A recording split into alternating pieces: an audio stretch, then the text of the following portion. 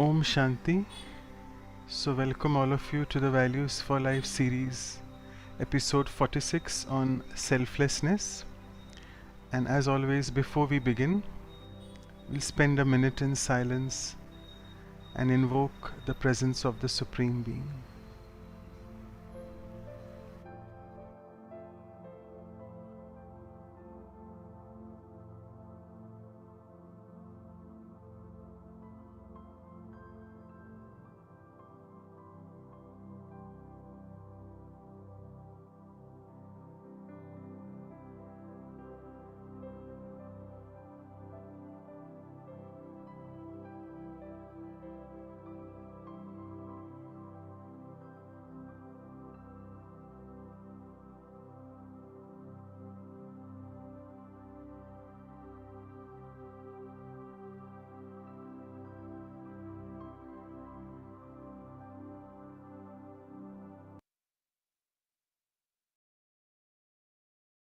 So, welcome all of you once again.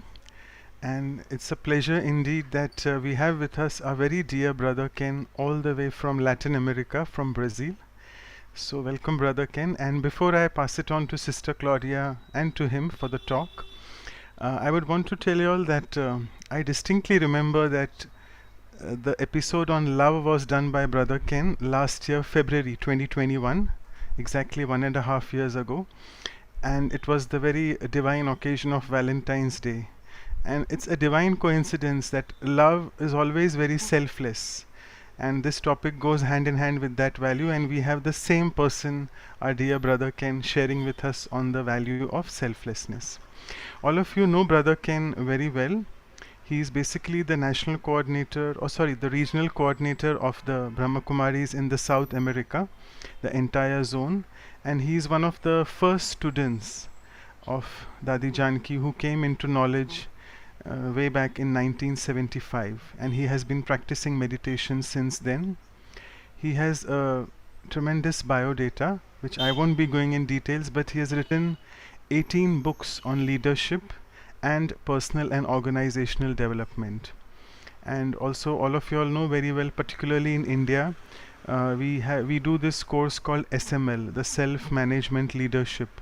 So he's the creator of that SML course and the Quality of Life program that has actually been running successfully in almost 29 countries. And he is also one of the founders of the Oxford Leadership Global Consultancy. So as always, I will just say a few words in the form of a poem for him. So today we have with us from Latin America our very dear brother Ken, who has created miracles indeed through the power of his pen. Being at Serra Negra in Brazil, serving from his spiritual den, he inspires all the souls to behave like spiritual brethren. Though we wear the bodies either of being men or women, let's not forget our true identity by practicing the Zen, the technique of meditation, I mean. We came on this life journey, don't know exactly how and when, but Raj Yoga taught by the Supreme gives us all the answers there and then. So, a few lines on today's value of selflessness.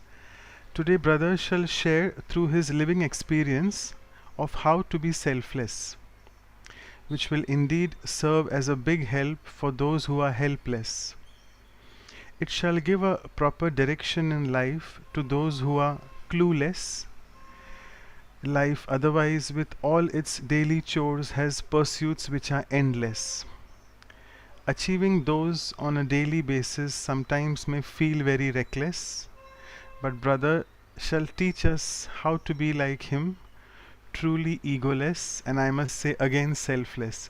And I forgot to mention that he's recently, just a week ago, recovered from a post-cardiac surgery, and there he is. I mean, I spoke to Sister Luciana, and right after his discharge, the very day, he was back to his routine of taking talks and conducting Zoom sessions.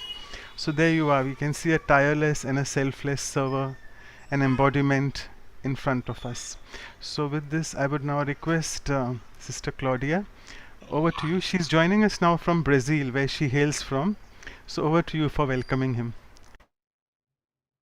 Good morning, everyone. Good morning, Ken. It's a big pleasure to be with you today, especially when we are in the same country. So I like to say you are very welcome, and we really know that how much you are just give yourself to everyone, and then you don't think about yourself much. You always are the giver. So I brought some, we are going to share two flowers, one special from Brazil, because I like to give you some red flower that goes with your heart. So from our heart to your heart is a red flower. Okay, and also I like Anu to share some flowers from Vancouver because it's like is a Maharati, you are a Maharati. So okay, so Anu, you just share with him this is a Maharati. If you can switch around, if he can see the elephant there. So you are an elephant for us, and No, no, make it the side view so that people can see the elephant. Yeah, there you go. Very nice. Yeah. Yes, it's symbolic of the stability, the wisdom and love that brother Ken always shares with us. So elephant is the symbolic and the beautiful white flower. Welcome. So thank you so much, Sister Claudia. And before we proceed to the talk, if you all can just click on the interpretation icon and see all the languages, almost 7. You can click on those and listen to the room which you want to be in. Brother Ken would be speaking for say around the next 50-55 minutes, and then we'll be taking question answers. You can send those questions to me directly, and after that we'll have a closing meditation as well with him. So over to you, Brother Ken. Thank you. Yeah, first of all, thank you so much for the flowers and the good wishes. Let me just say that I've been learning a lot ever since I started to practice Raj Yoga meditation so much. And one of the things that I have learned is exactly about the value of selflessness. And of course, that's very much related to having some purpose in life that goes beyond us. We live in a time where, it's a bit cold here. That's why people are all wrapped up, and it must be about, I don't know, 10 degrees or something. But we live in a world, we live in the modern times where so many, even important figures, are very narcissistic, very much self-centered. And I mean, everyone wants to take selfies, right? They want to take photos of their bodies, actually. You can't take a photo of yourself. So they're not really selfies anyway, they're just pictures of your body. But people are so self-centered because of many reasons: insecurity, a lack of purpose, a lack of a sense of meaning in their lives. And so we can see how, even though we understand the dictionary definition of selflessness, it means having little or no concern for the self and to act with the desire to help others without any desire for any reward, any compensation, just give. It's very much related to one of the main teachings from the Bhagavad Gita, which was that we can, through selfless service, really achieve a fruitful life. We can really fulfill our desires by paradoxically serving, giving, and not worrying about what's going to happen to us. And so we find very clearly that there are 3 ways that we can live our lives. And each one of you can think about how is it going for you. We notice that when there's no self-control, there's no inner calm, things happen in our lives that push and pull, taking us this way, taking us that way, and we sort of lose a sense of security, inner security, because we're always being pushed or pulled by external circumstances. Things happen. Because I don't have any control internally, things around me also happen without any control. And so we rush after things, we go here, we go there, we're like firefighters, that idea that you're all the time outside of the fire station fighting fires. And you probably know yourself, you know others, you know from your own life how that sort of a way to live is not very fulfilling, because we're always running after things. And unexpected things happen and we're unprepared. The second way that we can live our lives is through planning and projecting and trying to execute things, like we start to prepare for some future event. We make the plan and so on. But halfway along, we realize the plan is insufficient. When I started to work in this area of strategic planning, I guess about 30 years ago, maybe, in those days, in a company, it was quite common to have 5-year plans or even 3-year plans. And then they had 2-year plan, then they had 1-year plan. And these days, it's very hard to plan for even 1 month, because the world that we're living in is becoming more and more complex and therefore more and more unpredictable. And of course, if you have a very clear plan, it's for sure something's going to happen, because we are surrounded by circumstances which are chaotic, they're all over the place. So anything can happen anytime to anyone. And so living life, trying to plan for the future, and trying to be ready for anything, it's not always possible, because sudden things still happen even if you've been carefully planning things. So this second way of leading, first way is anything happens because there's no control. Second way is there is some control, and so you've got some measure of preparation for things, but anything can go wrong also. And the third way of living our lives is to have a sense of inner calm, a sense of inner control. And there's a sense, therefore, of personal fulfillment, that I'm okay. The things around me may not be okay, but I'm feeling okay in whatever happens in any situation.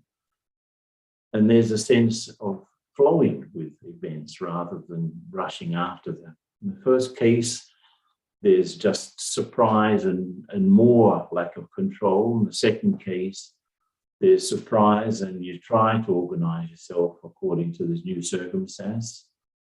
But the third way of living is to, you have a sense of inner control and a sense of inner calm. And the only way that you can do that is to follow that injunction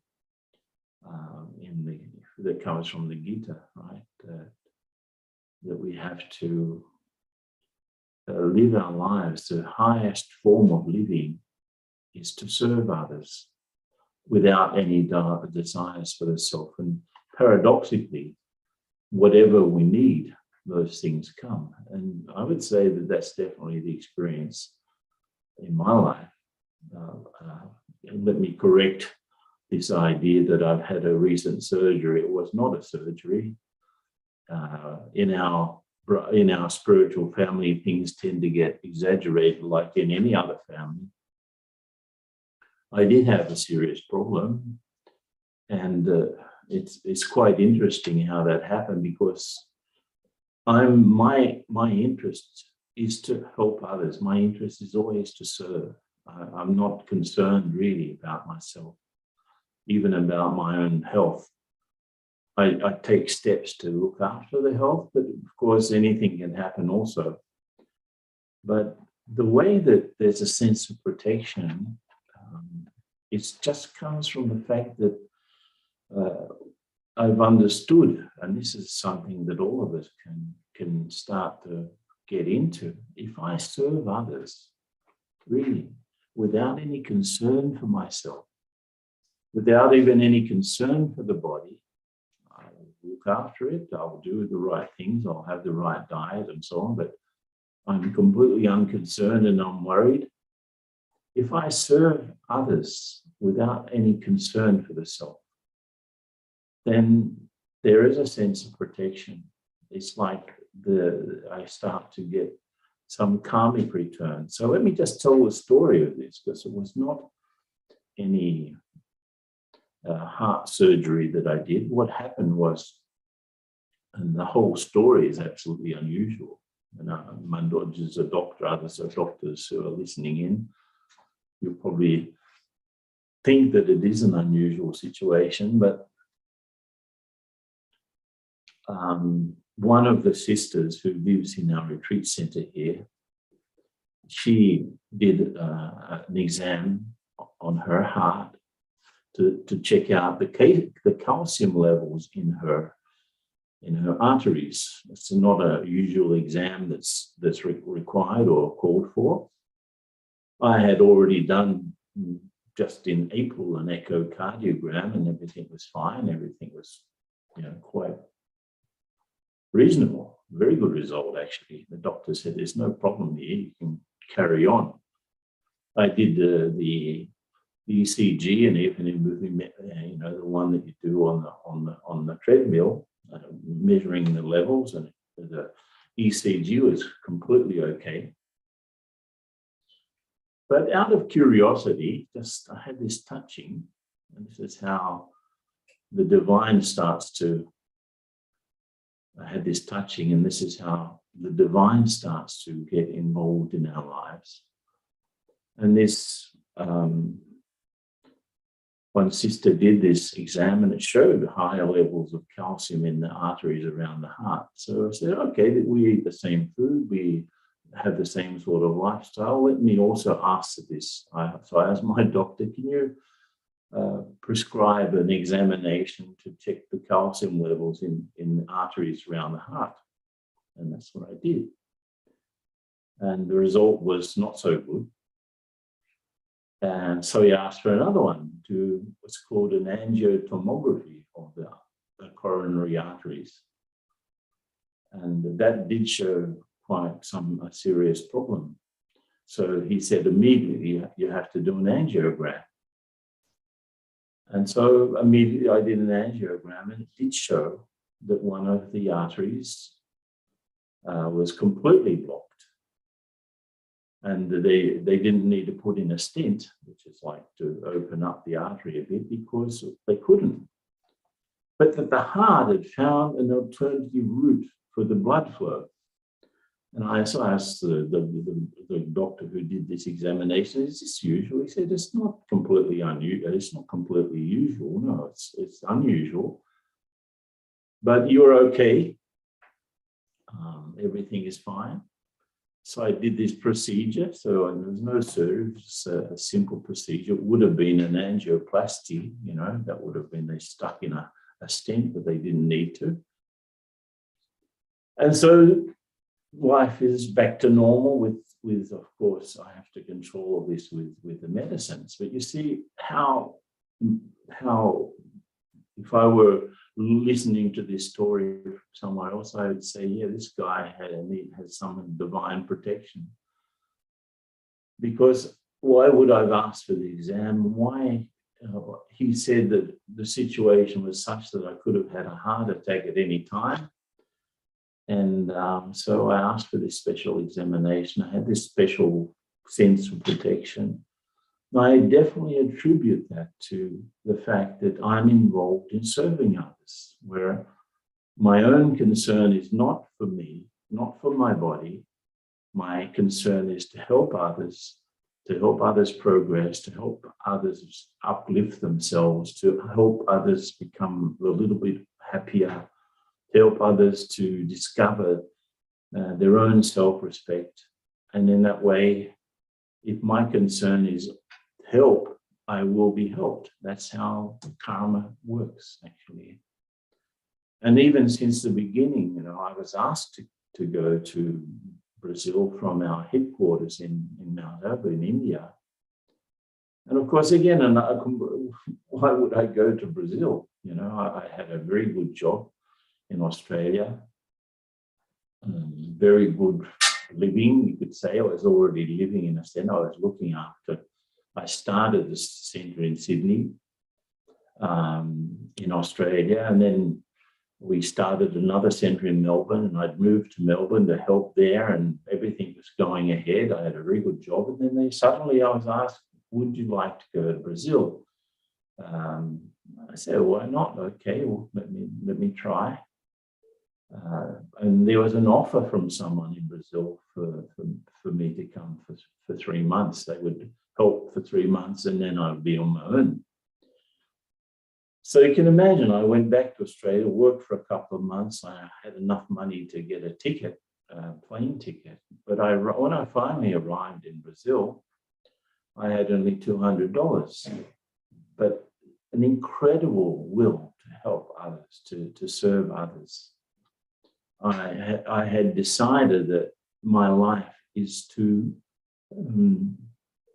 many people, they fight break their heads trying to understand what their purpose in life is. But for me, it was very clear.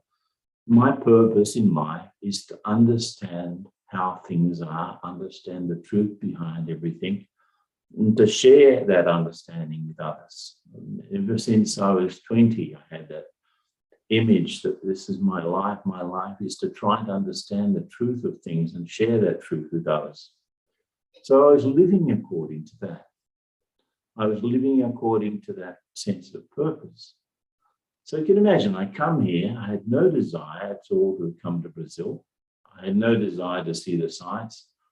By the time I was 22, actually, I had already visited 40 countries. So I had a very good background, a very good education. I had no desire to do any tourism or anything. I'd seen everything. Imagine, I was 21 years old when I left Australia to see the sights, and I was only 23 when I started with Brahma Kumaris.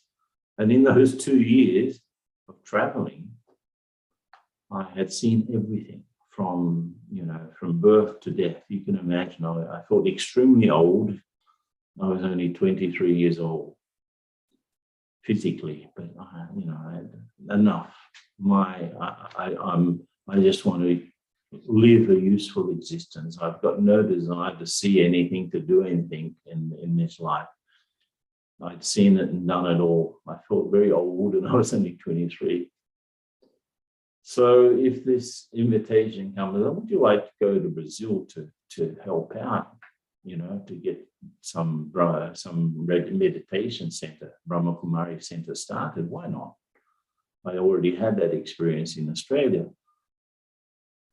And so I came, when I arrived in Brazil, I didn't speak one word of Portuguese, and hardly anyone speaks English here. Claudia will say that. And I just had $200, but I had just a desire to serve, And I had this experience from Sydney even, when Dadi Prakashmani, who was our world director for many years, the leader of the Brahma Kumaris, and she passed on about, 15 years ago, I think. She was visiting Australia. This is in 1977, just 1 year after I'd started the centre there in Sydney. She was visiting that centre. It was the first Brahma Kumari centre that was non-Indian in the world.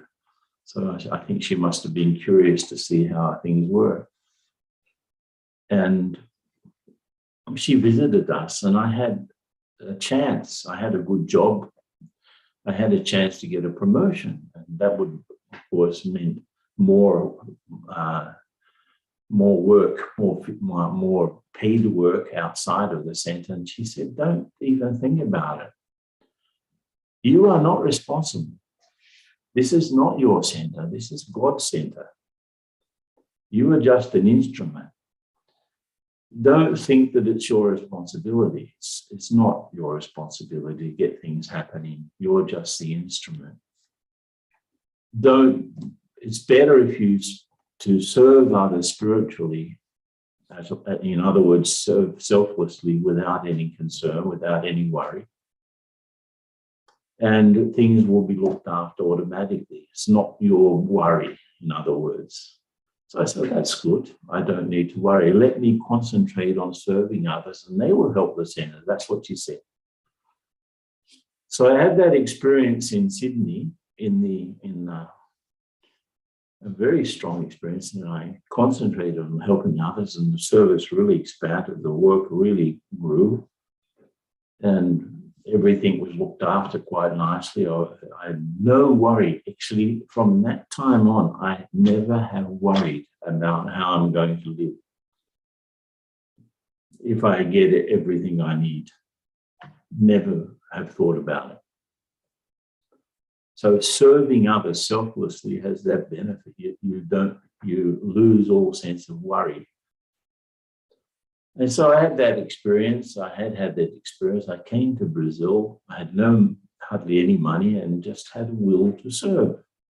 So I very quickly learned the local language, Portuguese, and then I started to get others involved sort of by serving others from the heart. People wanted to cooperate. I had that definite experience. You serve selflessly.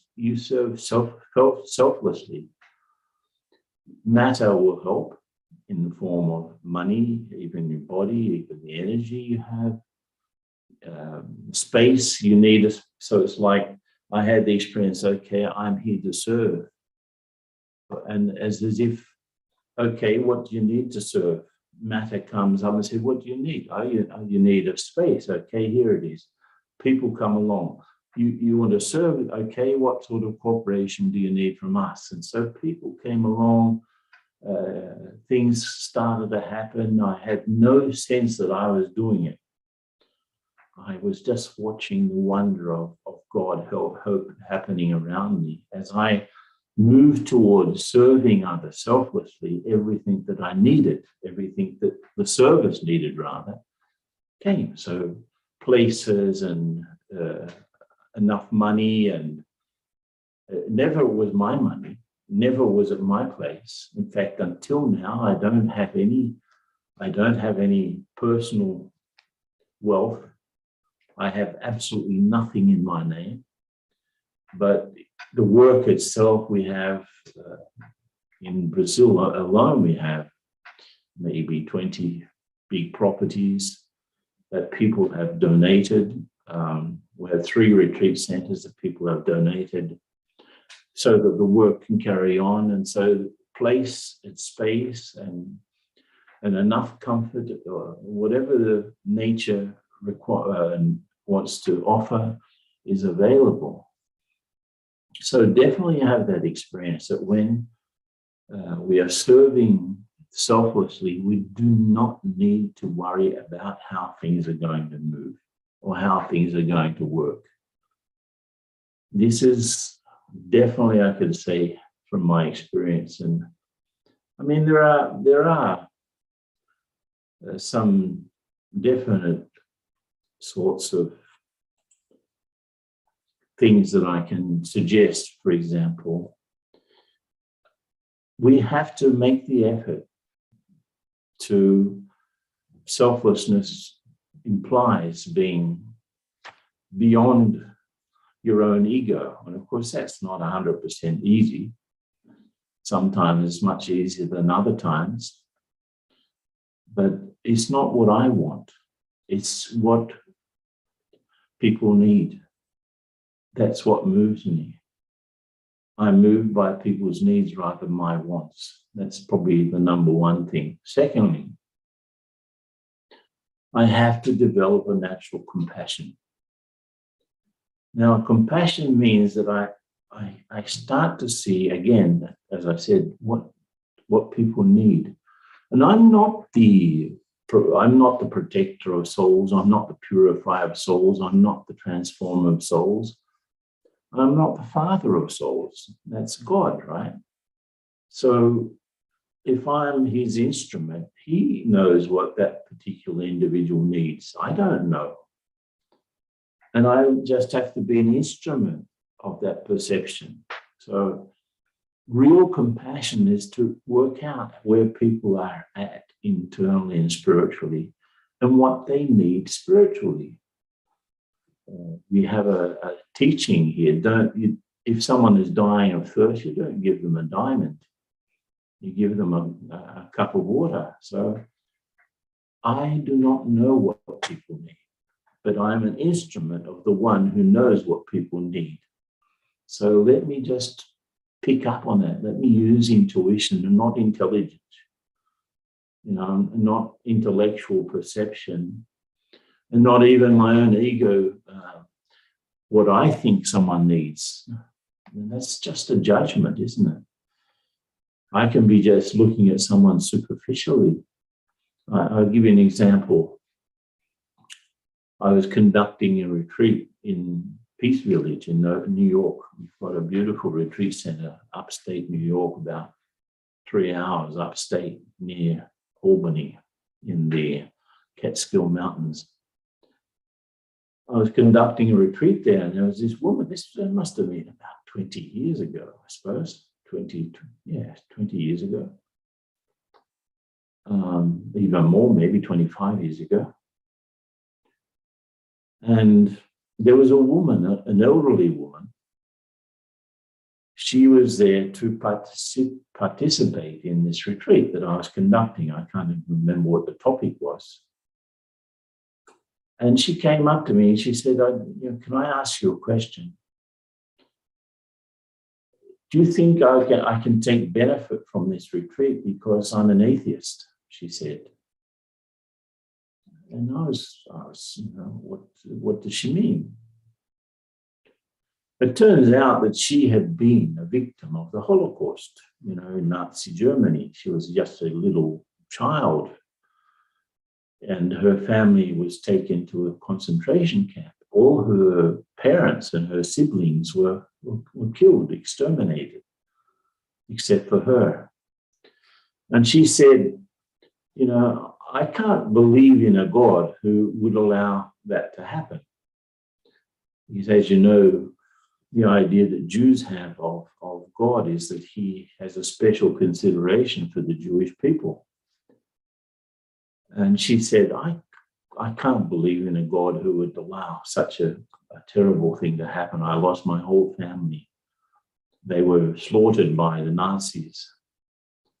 There she is. She must have been 85, maybe 90 years old, and she was at this retreat. And I said, can we sit and talk then?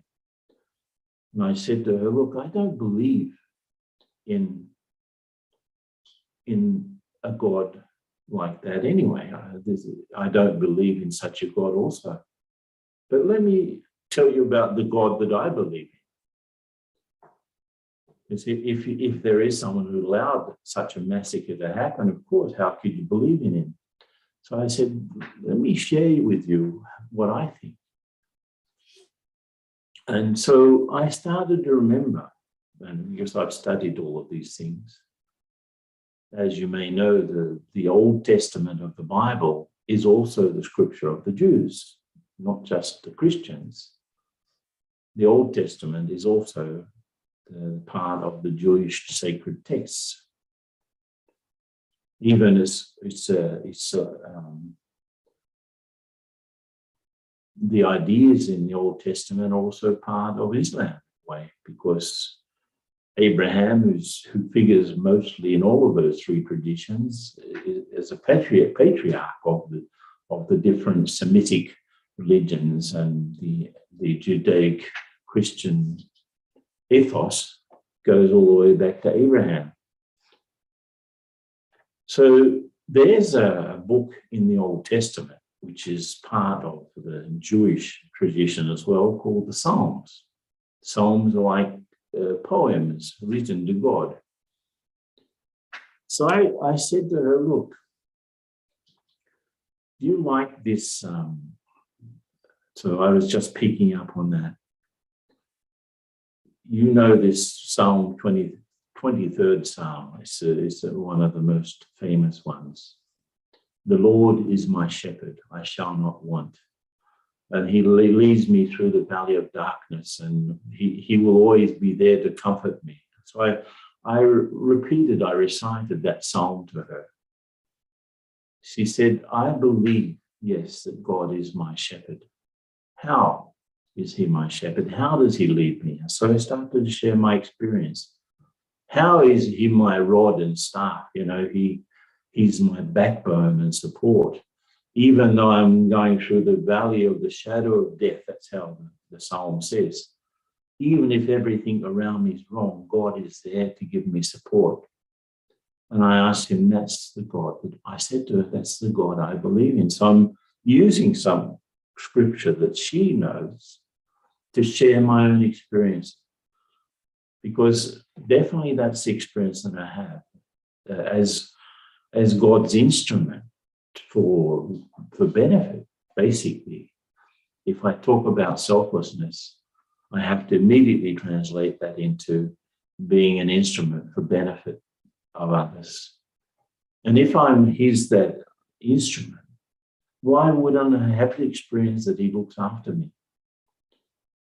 That he's there to support me, there to guide me like a shepherd. The experience that I have is, you know, everything is crazy going on around us. But there are two things that I can't forget, I can't leave aside. One is to see the essence of what's going on. There are different levels of seeing things. I can see the superficial, which is totally crazy at the moment. But I can see the benefit behind the situation. What is the benefit? What are the lessons that I have to learn? So I keep my focus on what is beneficial.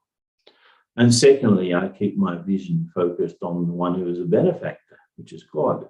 Those two things. And I have the sense of everything happening as it should, you know. And you can see the contrast of that. As I said, those three levels, three ways of living. One is the just absolutely no control, no sense of calm, and things just pushing and pulling me. We've all had that experience. Second would be, no, let me plan a little, let me sort of prepare a little better, and let me try to make my way through life with a lot of effort and little success or partial success.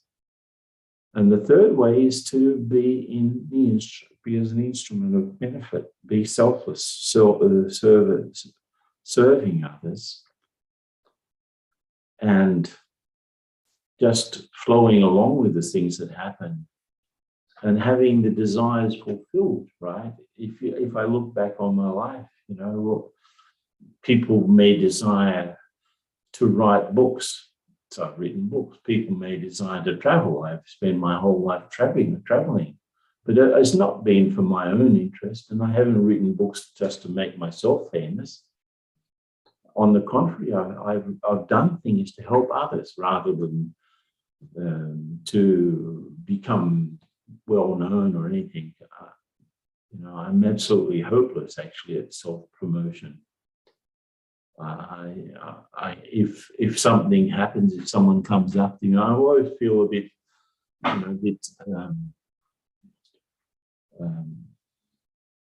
when someone comes, I've written books. In fact, some of the books were bestsellers, and people will come up to and say, "Can you please autograph my book?"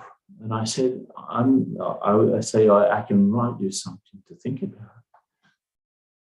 And so I write some message that gets people thinking at a deeper level. And I tell them, look, I am just the instrument to have written this book. I'm not an author, but I use what I know, and I use my connection with the Supreme God to put some ideas on paper. And if that makes you happy, wonderful. But when I'm signing an autograph, internally I'm just saying, God, you are great. God, you are great. God, you are great. Not, look how famous I am. Look how well known I am. No, not at all. I don't have that sense at all. I remember once I was with a woman. I was conducting a retreat here in Serra Negra, in the mountains near Sao Paulo in Brazil. That's where we are at the moment. And I was organizing everything, like organizing the presentation, organizing the projector, making sure that the projectors, that it was in the days we used overhead projectors, projecting PowerPoint slides. So I was just setting up the projector and the screen and everything. And she came at that time I was setting up, and she said, I need to talk to you. I said, I'm sorry, I'm a bit busy now. The people will be coming in 15 minutes. I have to have this set up when they come. And she kept on talking and talking. I said, ma'am, I'm not listening to you. I'm concentrating on, I'll be very happy to talk to you in the break, after 1.5 hours, but I need to concentrate on setting up the presentation because the people will be here in 10 minutes. But she kept on talking and talking and talking. And a third time I said, sorry, ma'am, I'm not listening to you. I will be very happy to talk to you in the break, but at the moment I'm concentrating on getting this done. And she kept on talking and talking. And finally, I finished setting things up. And I said, then we talk at the break? I asked her. And she said, no, I've already talked to you. Thank you very much. Thank you for paying attention. And she didn't even hear me say. She was so absorbed in her own story that she didn't realize that I was saying, please, let's talk later at the break. Let's talk later at the break. I said it 3 times and she didn't hear once. And so I said, so we'll meet at the break. She said, I don't need to meet anymore. I've already said what I wanted to say. So she was so absorbed in her own story, in her own self, she didn't even realize that I wasn't paying attention. And I thought, wow, if you look at it, how much people are concerned about their families and concerned about their health and concerned about their finances and concerned about their professional recognition or whatever. So they're concerned about every little aspect of their life. They just go around and around and around in circles, thinking about the same thing, thinking about health, thinking about family members, thinking about their work, thinking about their money. When if I'm truly selfless, and I'm just using whatever talents I have, whatever knowledge I have, whatever experience I have to share, to serve from, I do not need to be worried about anything. I do not need to be worried. I'm careful. That doesn't mean I'm careless. If I'm unworried, it does not mean that I'm careless. I'm careful, cautious, but at the same time, unworried. And this is the experience that I have. If my life is geared towards helping others, I do not need to worry about how my life will be helped. The help will come from any side. And of course, we know that it's absolutely 100% impossible to be altruistic totally, because whatever we do, we'll always get the return from it. So it's not possible to be altruistic, which is probably the expansion of the idea of selflessness, is to be totally altruistic. We all have streaks of service in us. Our true vocation is to serve. And the best that will come out of me when I'm serving others selflessly. You have this great idea, because in the Indian tradition, especially the Sikhs, they have this idea of seva. Seva is not exactly translatable, because we don't have this common idea in the West. Seva is not exactly the same as the word service. Would never say seva, public seva, like public service. That's when you're working for the government. It's work. Service is work, right? But seva is not work. That's the big difference. So seva is not work. Seva is a privilege. Seva is to do something for God, or to carry out something for the divine, to help uplift people, and to do that, by not worrying about yourself. So even the word seva carries within it the idea of selflessness. Karma yoga, another important concept. Karma yoga, if it is really action done in God's remembrance, by definition, it will be selfless. So if I'm doing something in my remembrance, it's not selfless. If I'm doing something in God's remembrance, it is by definition selfless. So true karma yoga, that means the action that I do that's not connected with, in some way, of spiritual upliftment, which is God's ultimate desire for this world. If I'm doing things with that in mind, I don't need to worry about what's going to happen, or how is it going to happen, or how will I survive. It's not my concern. If I'm just, and the idea is that the body without a soul is dead, right? Karma, or action without yoga, is also dead. Has no, it's not exactly dead even, because whatever we do, we are always, there's no way we can escape the results of that. So even if I'm doing actions at the highest level, I can't escape the results of it, because I'll get the reward, I'll get I will get the result naturally. So just think about how you organize your life. And I said in the beginning, there are 3 ways to live. But on the road of life, there are 3 types of drivers also. So you can ask yourself what type of driver you are. The first type of driver on the roads of life is one who's driving with their eyes closed. So they're not awake at all, is it? But they're driving, they're smashing into things and having accidents, but they're completely unaware of the consequences of what they're doing or saying. They just say and do without, in a blind way. It means the third eye is shut.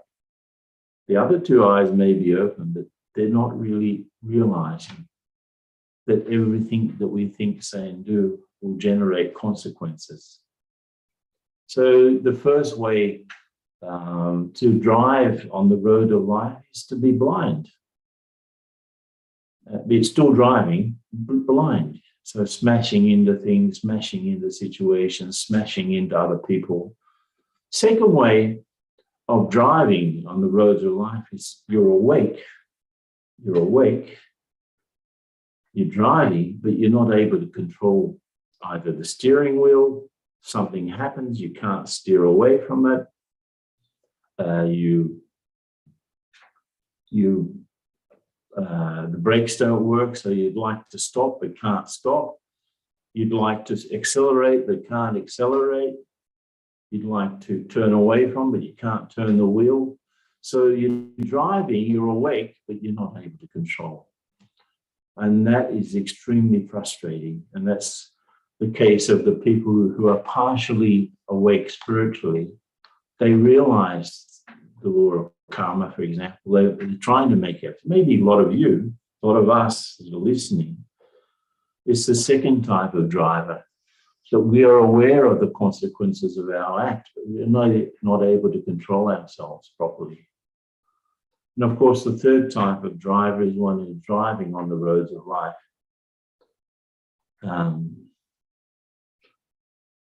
Driving along on the roads of life, but not only awake, aware, but also controlling the movements. And that's the sort of driver that can help other drivers.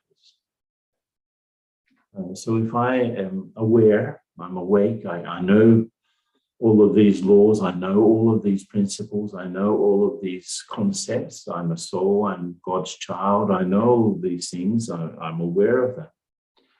But I can use that awareness to control the way that I speak, to control the way that I drive my life, to control the way that I move here and there. If I need to go fast, I go fast. If I need to slow down, I slow down. If I need to turn to the right or to the left, I do that. If I need to stop, I stop. So if I'm like that, I can help others. I can help the other drivers. So if I'm like that, why wouldn't I help others?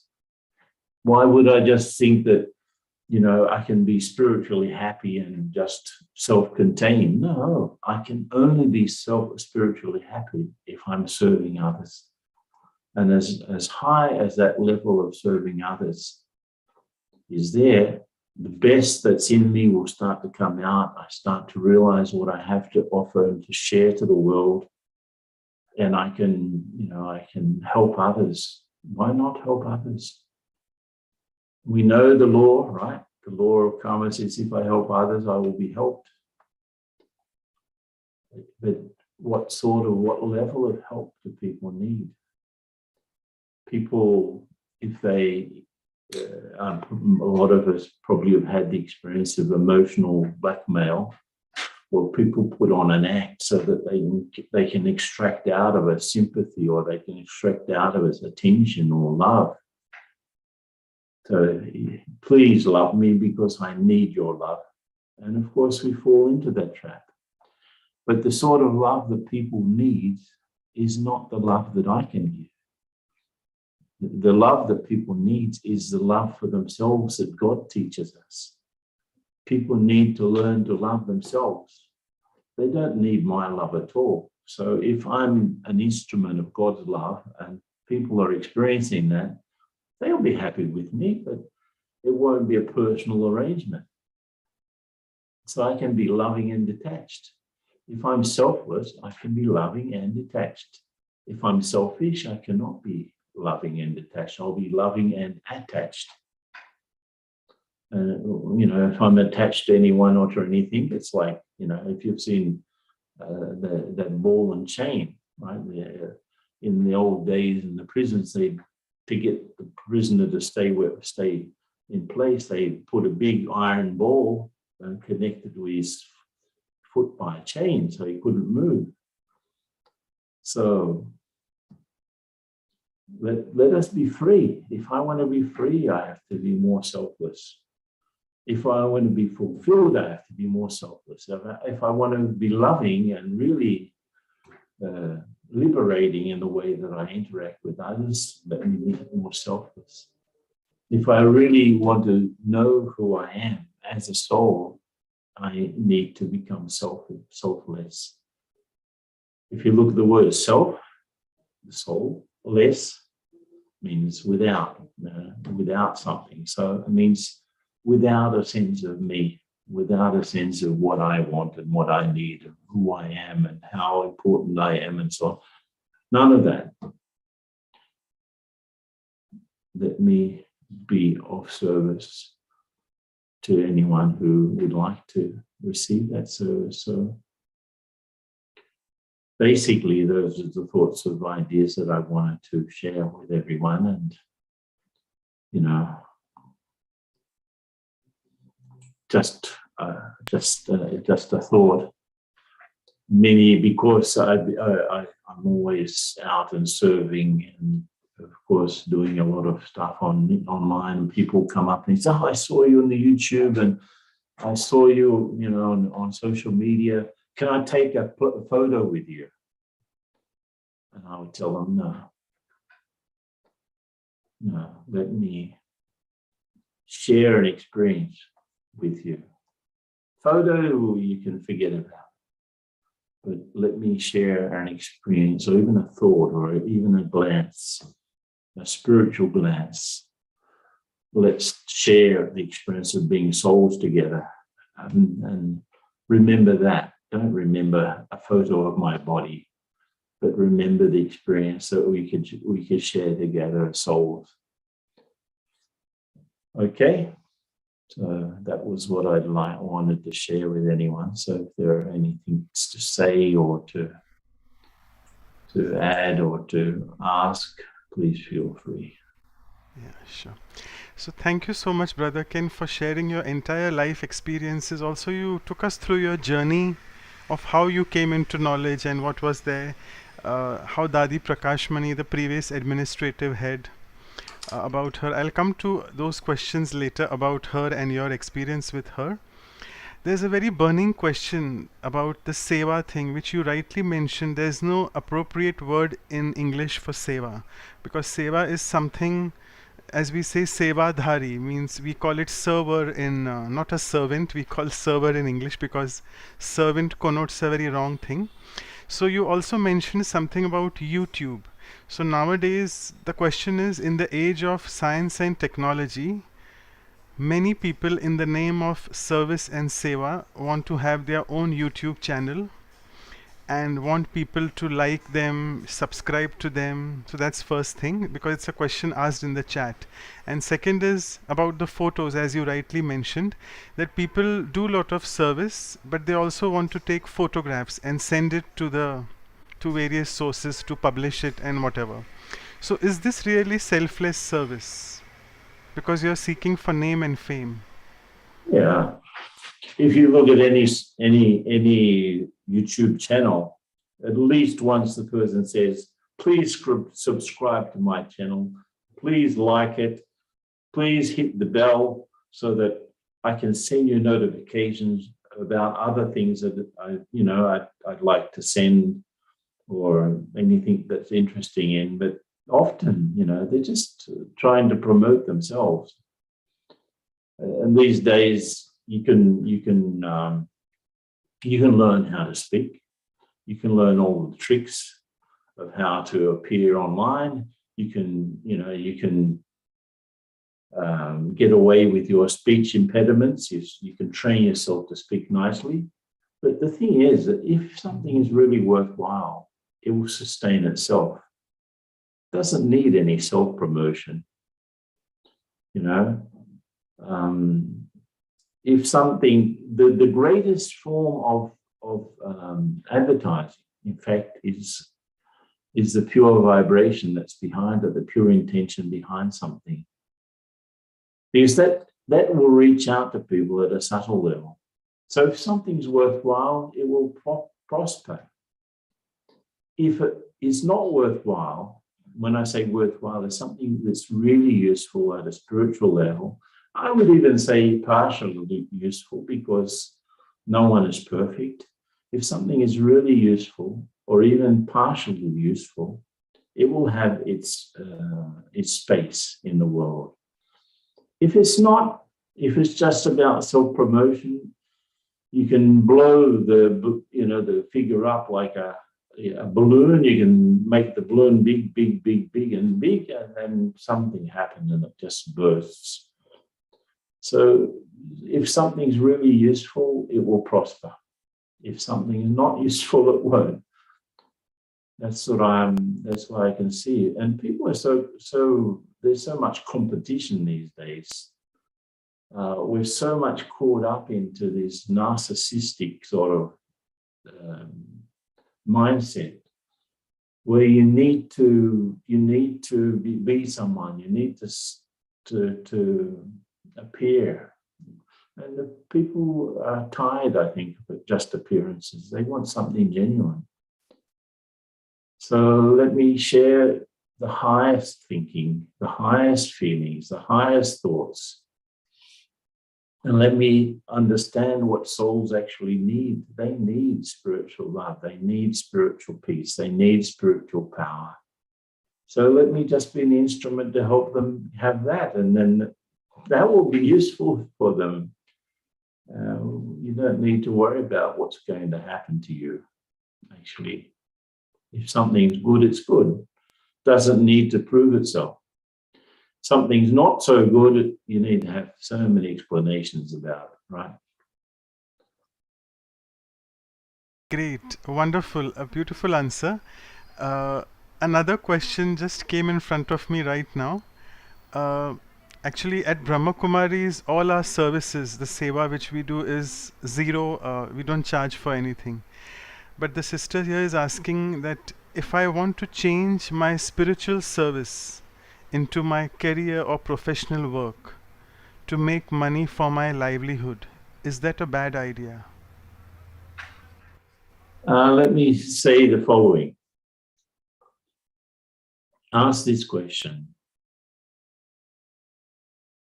What do I like to do which is useful for others?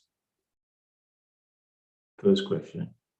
Is there something that I like to do which is the ultimate benefit for others? Secondly, is there something that I do? You know, one thing is what I like to do, which is beneficial. Let's say I like to cook, but maybe I'm not cooking, right? I like to do it. It's beneficial for others. And is there something that I do which is beneficial? So let's say I notice that I can sing songs and that makes people happy. But I like to cook, actually, but hear singing songs. I'm just giving an example. Third question, is there something in me that is beneficial for the world that the world needs? Is there something in me that the world needs? So is there something that I like that's beneficial? Is there something that I actually do that's beneficial? Is there something that I have that the world would need, which is beneficial? And the last question, am I getting a sense of spiritual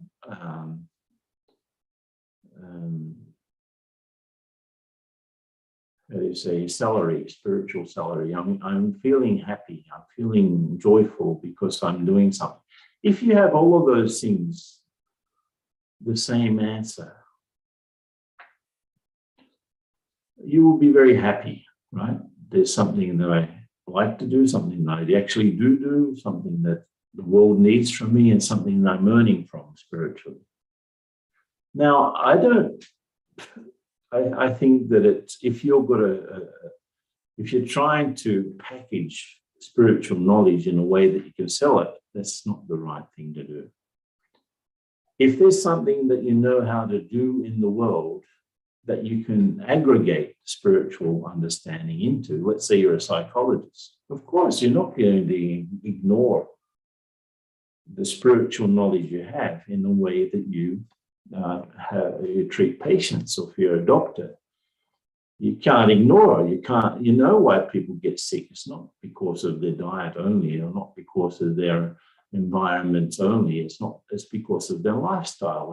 And if you're a doctor, you have this spiritual knowledge, why wouldn't you help them to understand lifestyle? So one thing is to package spiritual knowledge to earn from it, which I think is not very correct. The other thing is to see what you're actually doing and try to aggregate your spiritual understanding into doing that. Then there's absolutely no problem. Now, if you start to teach Raj Yoga meditation and charge for it, then it's absolutely wrong. But why wouldn't you share the spiritual knowledge you have in the work that you do? Let's say you're a shopkeeper you'll have to talk to the customers that come to your shop, right? So what will you talk to them about? Just about, the elections, or about the scandals, or about the craziness that's in the world, or the wars? Or would you talk to them there's something useful? So we can always add spiritual knowledge to what we do. But we wouldn't just, okay, I know these great things, let me understand them and let me sell them to others. No, that won't work. So just think about it. I, for example, I started to work in consulting. Why? Because I had a lot of technical experience. I worked in quality control. I worked in research and development. So I had a few ideas about how companies could behave better, how processes could be improved. So I started to work in improving processes. And of course, I would not ignore, first of all, the divine intellect that I have, that I can see the solution very quickly. I would not ignore the fact that I can sort of synthesize things very quickly and give them some sort of a spiritual answer to complicated situations. But I'm not selling spiritual knowledge. I'm using a divine intellect in the way that I work. That's the difference. Okay? Amazing. I mean, a wonderful answer, I must say. And relating to this, if you want to tell the audience who are quite new, a few new people as well over here, that if we do spiritual service closely related to the last question, what is the fruit of that service? Do you want to tell us, Brother Ken? Is it a fortune? It's a privilege to do service for the God as an instrument?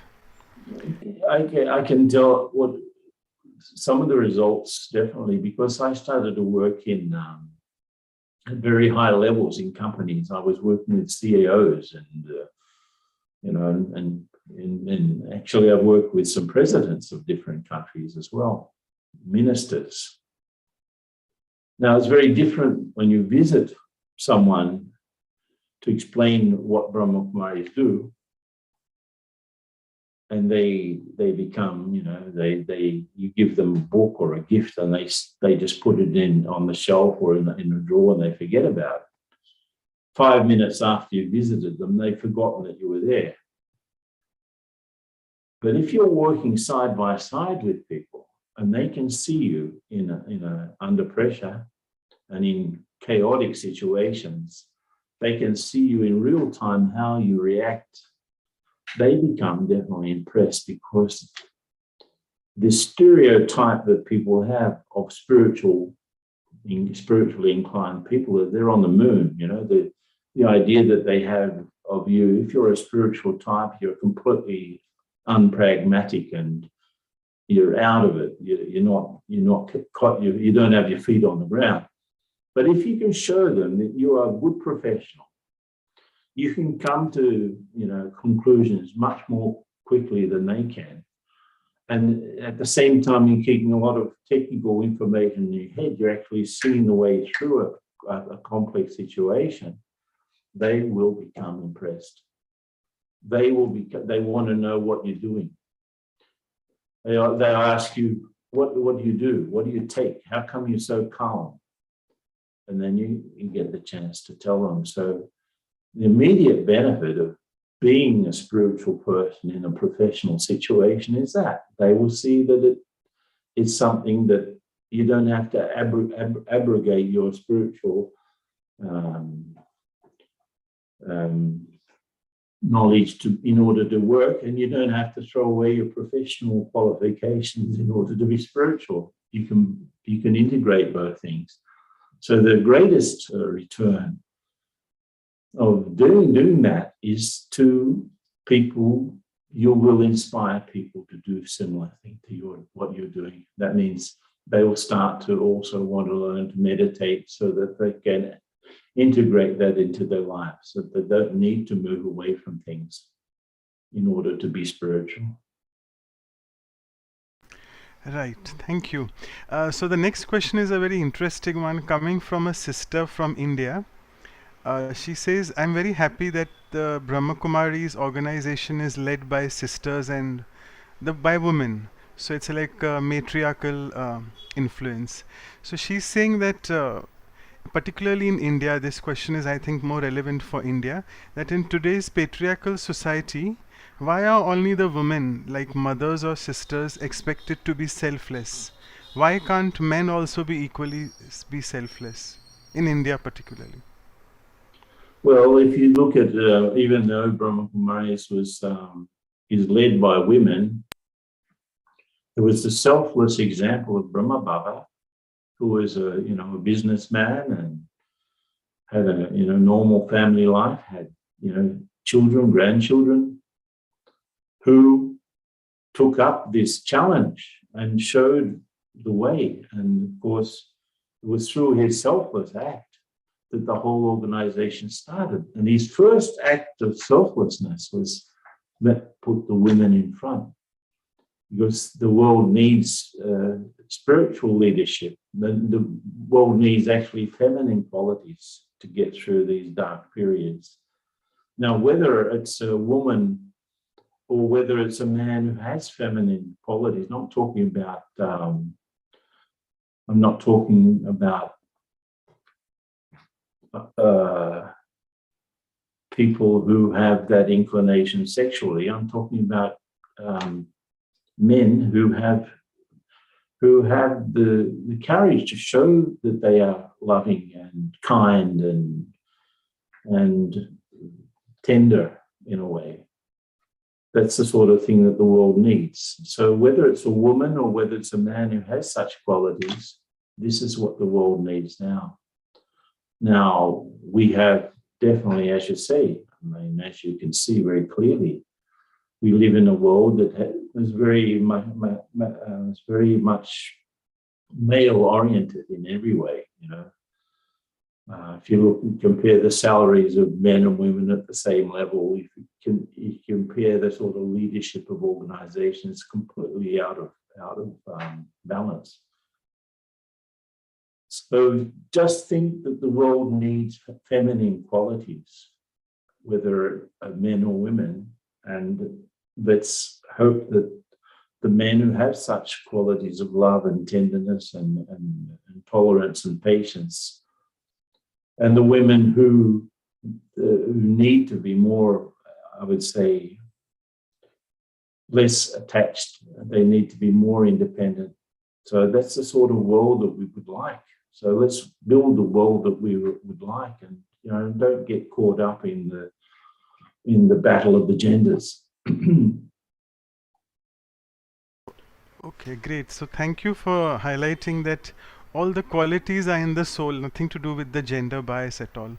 And the last question would be about Dadi Prakashmani, because in the next 5 days, 25th August, we call it the Divine Sacred Month for us at Brahma Kumaris, because Dadi Prakashmani left the body, or we must say the memorial day of hers, 15 years ago, 2007. So do you want to share any, you already shared one experience, but any other experience where Dadi Prakashmani, while she was running the entire organization, how truly selfless she was while serving the community? Well, I think I can give many examples because I was very close to her. She was the one that asked me to come to Brazil, actually, with Dadi Prakashmani. And therefore, she was the one that I had to report to in a way. She asked me to come, so she's my, direct report. You could say in those days, Dadi Janki didn't have the role of being in charge of everything outside of India. It was directly with Dadiji. So I had that experience with her, and many opportunities she invited me to go here and there with her. When I was in India, she would go somewhere which she would ask me to go with her. And I remember many scenes and seeing her humility, seeing her absolute loving tenderness, I would say, and egolessness. She was very selfless. So once she asked a group of foreigners to go with her to Hyderabad in south of India, which was celebrating their 25th year of service in that city. And her program was so intense, so intense. She had not very much time, and she had to do many things in one day. So in that day, she inaugurated a sub-center somewhere. She had a public talk. She had a lunch with contacts. She had an evening meal with contacts. She inaugurated some other place, and then the 25th celebration. So 6 or 7 programs in the same day.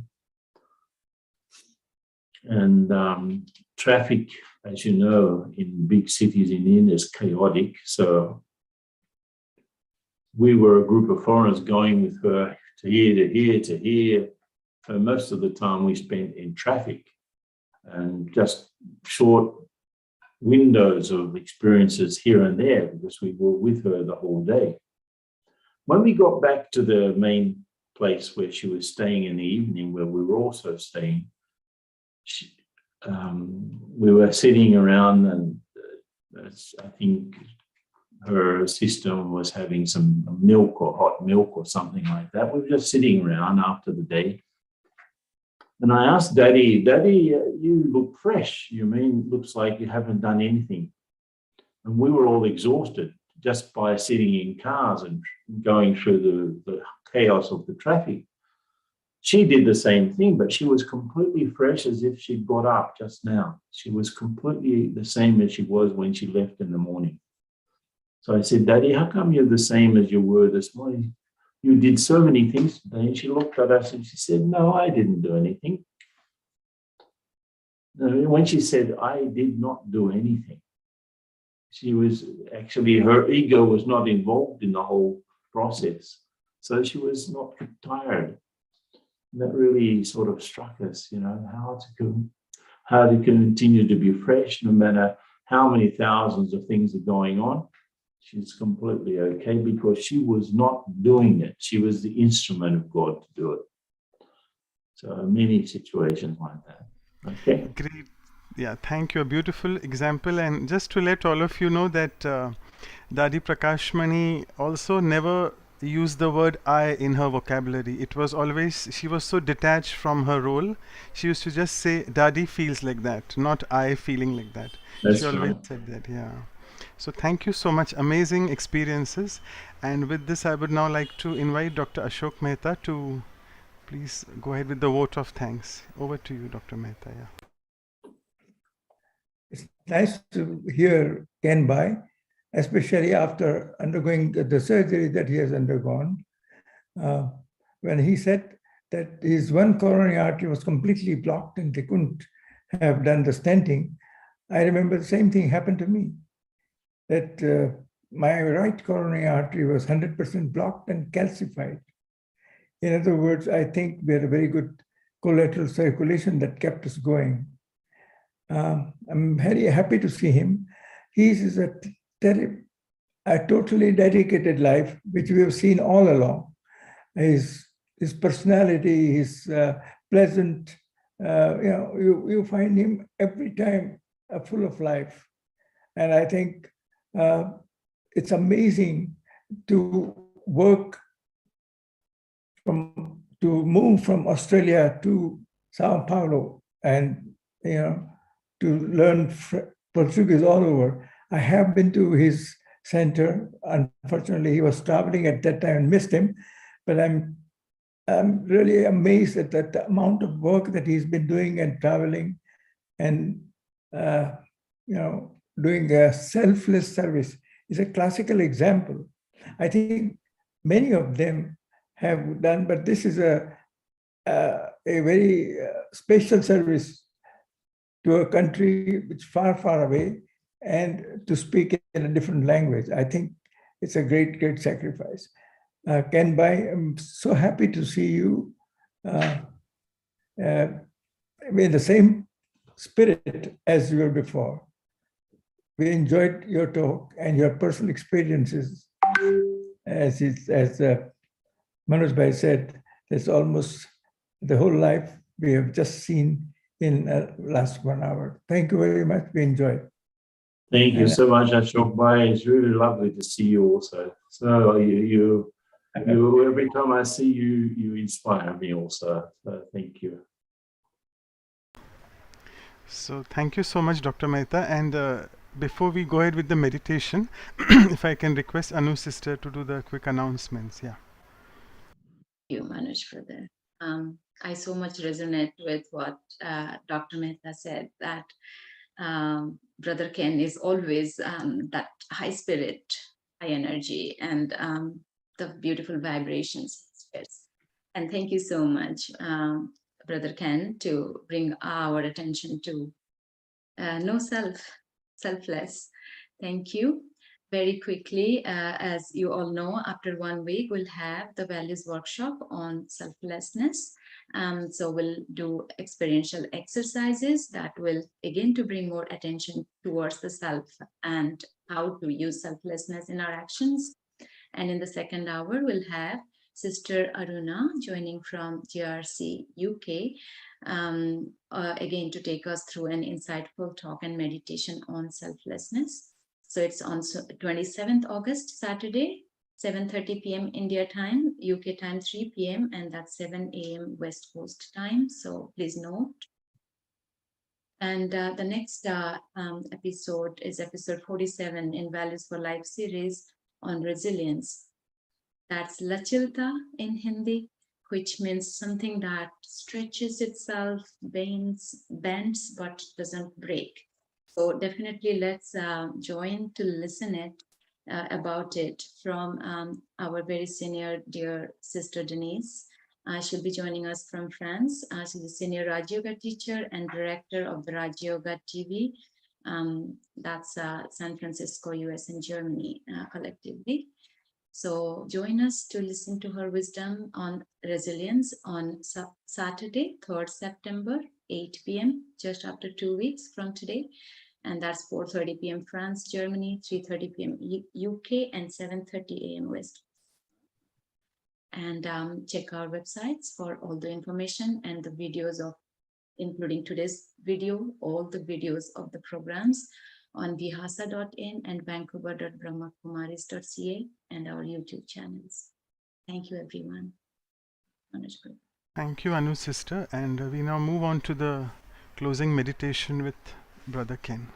So over to you, brother. Yeah. So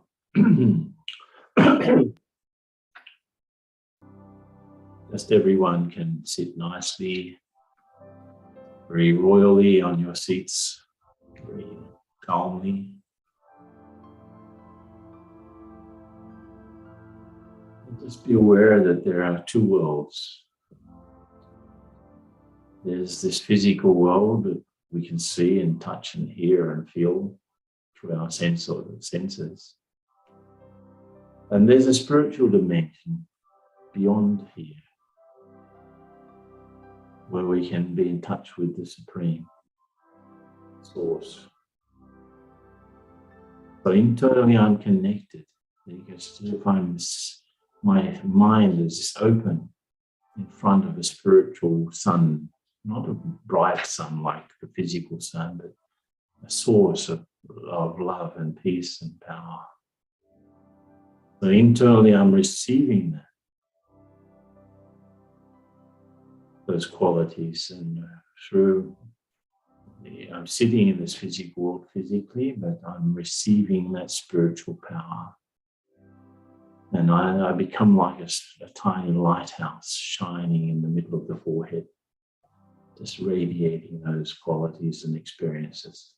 So let's sit in that silence and radiate that connection.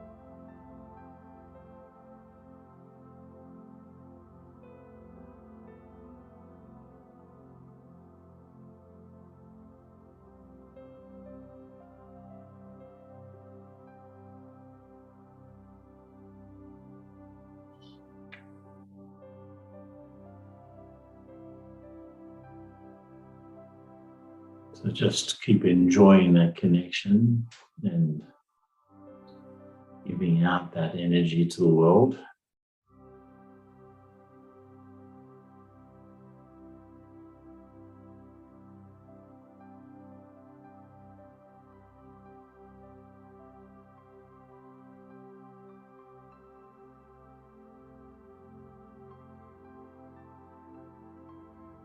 We come back to the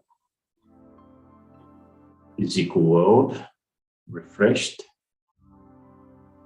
and ready to be selfless service. So,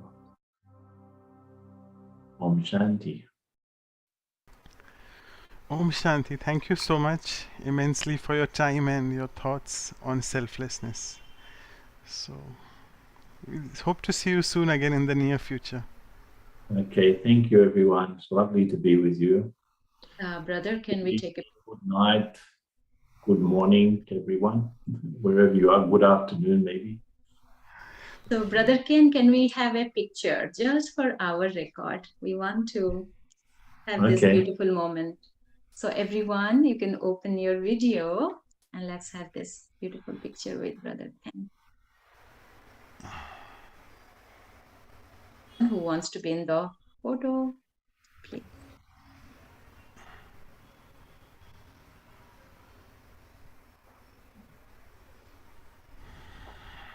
Okay, Om Shanti everyone. Bye.